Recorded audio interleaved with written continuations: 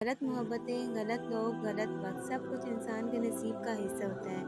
اگر کسی کو کسی غلط شخص سے محبت ہو جاتی ہے تو اس میں اس کا کوئی قصور نہیں ہوتا، سمجھ لیں وہ سب آزمائش ہے اللہ کی طرف سے۔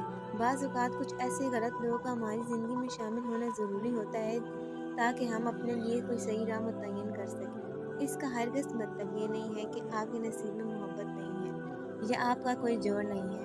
اللہ پاک نے اس کائنات میں ہر کسی کا کوئی نہ کوئی جوڑ بنایا ہے، اور یقیناً اس نے آپ کا جوڑ بھی کسی نہ کسی کے ساتھ بنایا ہے، اور یقیناً اللہ کی پسند معمولی نہیں ہے۔ بس اللہ پر یقین رکھیں، وقت سدا ایک سا نہیں رہتا، آپ ہین ہوتے ہیں، آپ کے حالات بدلتے ہیں، آپ کا نصیب بھی بدلتا ہے۔ آج سے کچھ سال پہلے آپ کہیں اور تھے، وہاں نہیں تھے جہاں آپ آج ہیں۔